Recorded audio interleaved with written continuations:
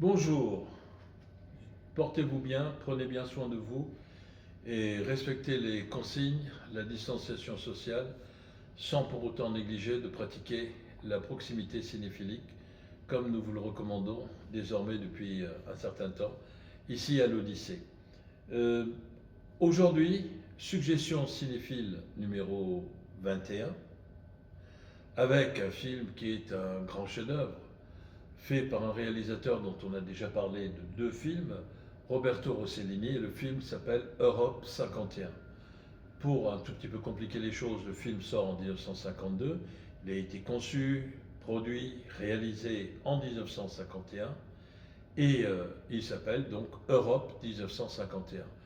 L'actualité du film est, par des voies détournées et métaphoriques, mais réelle, puisque en même temps que cette tempête virale nous submerge partout, ici en France, en Europe, ailleurs dans le monde également, avec toujours des résultats catastrophiques et tragiques, malheureusement. Eh bien, s'il y a un absent qui semble lui aussi victime de ce virus, c'est bien cette fameuse solidarité européenne. Hors de ma pensée de la critiquer, mais tout simplement, force est de constater que cette solidarité européenne, tellement revendiquée par les professionnels de la profession de foi européenne, eh bien, quand les circonstances l'exigent, elle a du mal à se mettre en route. Espérons que cela changera. Et de ce point de vue-là, le film de Roberto Rossellini, Europe 51, est un élément de réflexion qui est incontournable. Quoique réalisé il y a plus de 70 ans maintenant, eh bien, il est toujours d'actualité. C'est le film dans lequel il fait jouer Ingrid Bergman. Pour la petite histoire, Ingrid Bergman a déjà tourné avec lui, Stromboli notamment, et c'est une actrice qui est mondialement connue, qui a fait carrière aux États-Unis. Et après avoir vu aux États-Unis, alors qu'elle était mariée et tout ça, elle a vu notamment Paisa et Rome ville ouverte. Et elle est tombée amoureuse de ces films. Et elle envoie une lettre à Roberto Rossellini, qu'elle ne connaît pas, qui est un obscur réalisateur italien, génial entre nous, mais obscur à l'époque. Et elle lui envoie une lettre dans laquelle elle dit, écoutez, si vous avez besoin d'une actrice qui sait bien parler l'anglais, qui se souvient un peu de l'allemand, qui parle le français, mais lorsqu'elle le parle, on ne la comprend pas, qui ne parle pas l'italien, sinon, et la seule chose qu'elle sache dire en italien, c'est ti amo, je t'aime, et je suis à votre disposition. Bien sûr, c'est une avance, une lettre de séduction de la part de Ingrid Bergman, et Rossellini va lui donner suite, bien que il était à l'époque à vivre avec la grande, la sublime, la bouleversante Anna Magnani. Mais il va la tromper. Ah, ces hommes, surtout quand ils sont chauves, ce qui était un peu le cas de Rossellini, il faut toujours s'en méfier, bien sûr.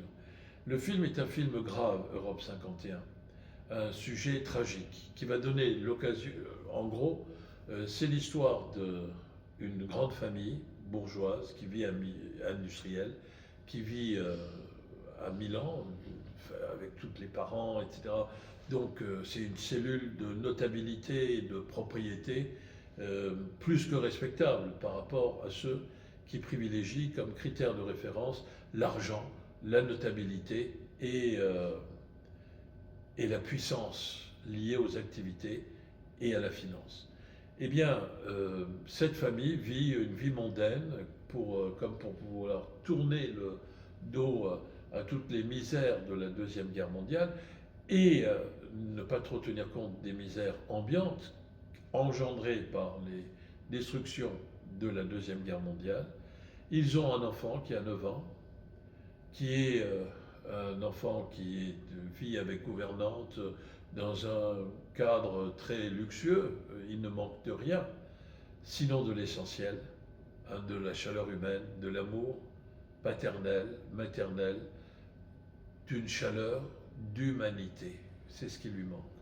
Il essaye de le faire savoir à ses parents et surtout à sa mère, car son père, joué par un acteur anglais formidable, est à peu près aussi sensible qu'une porte de prison ou une chandelle, comme vous voudrez, rayez la mention inutile.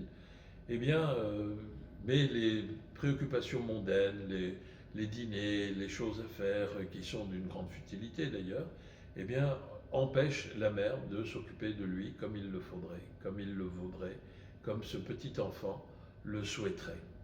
Et à partir de là, cet enfant va se suicider, il va survivre pour finir par mourir sur son lit dans l'appartement cossu, qui du coup devient l'écrin non pas d'une réussite sociale, mais d'une grande tragédie individuelle, qui va finir par ouvrir les yeux du personnage féminin de Ingrid Bergman, qui connaît un journaliste d'obédience communiste et qui va lui faire connaître un peu les bas-fonds de Milan, pardon, c'est de la Rome de l'époque. Il va lui montrer tout ce qui constitue, ces lieux qui constituent des lieux de souffrance. Une prostituée qui va finir par mourir de tuberculose, des enfants qui n'ont rien, d'autres qui ont des enfants, des femmes qui ont des enfants mais qui cherchent du travail dans une usine, etc. Et du coup, le personnage de Ingrid Bergman va se diviser en deux. Il y aura toujours l'enveloppe de la mondaine, mais qui va devenir de plus en plus inconsistante, cette enveloppe, de plus en plus translucide. Et puis il y a le personnage qui, lui, va, par charité chrétienne, c'est-à-dire par compassion fusionnelle, se rapprocher de ceux qui souffrent. Et là, on voit très bien que Rossellini est porté par une double dynamique, ce qui fait son originalité. D'un côté, il est marxisant, il croit à la lutte des classes, il croit à la nécessité d'œuvrer pour l'émancipation des pauvres, mais en même temps, il a une profonde conviction spirituelle chrétienne. Un christianisme qui s'exerce en fonction selon les valeurs du christianisme et non pas selon les intérêts d'une Église qui parle au nom du Christ pour mieux cacher le message d'amour du Christ. Je ne suis pas né chrétien, je suis libre penseur, mais je crois qu'on peut avoir le plus important, le plus grand respect pour ces convictions-là, dès lors que ces convictions sont sincères et authentiques. Et c'est le cas dans ce film.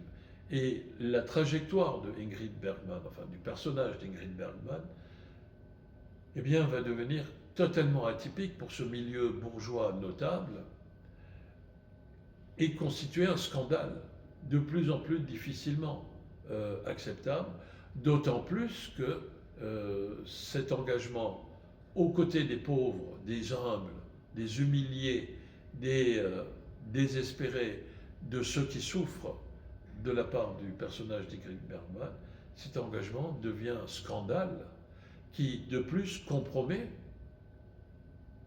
la pérennité de la fortune familiale. Et pour faire taire ce scandale et restaurer la stabilité patrimoniale de cette cellule riche et privilégiée, eh bien, ils vont décider d'interner dans un asile psychiatrique, à l'époque on disait asile psychiatrique, Ingrid Bergman. Là aussi, elle fait preuve de beaucoup de sérénité, de compassion fusionnelle avec les malheureuses qui sont ses compagnes de souffrance dans cet asile.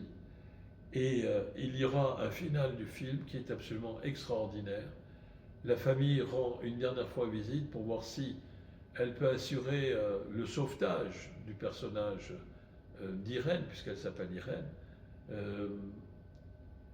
Et voyant que la détermination de Irène à rester dans le camp des pauvres, des humbles, de ceux qui souffrent, eh bien la famille va quitter. Et puis le dernier plan verra Irène à la fenêtre de l'asile avec des barreaux sur cette fenêtre. Et sur le chemin, dehors, de l'autre côté des barreaux, la famille qui s'éloigne, une famille où il y a le père, la belle-mère, la mère et évidemment l'inévitable curé qui, au lieu de rester, d'après le point de vue de Rossellini, à l'intérieur de l'asile, conformément au message de Christ, selon Rossellini, eh bien, et à l'action et à la cohérence de l'action du Christ, repart avec les riches. Et ce dernier plan a cette part d'ambiguïté qui fait qu'on peut se demander qui est derrière les barreaux. Ceux qui ont quelque chose à perdre et à défendre et qui sont enfermés dans l'aliénation de la méchanceté d'un ordre conformiste, ou ceux qui sont du côté de l'humanité souffrante. Voilà. C'est un film qui est un véritable coup de poing, en noir et blanc.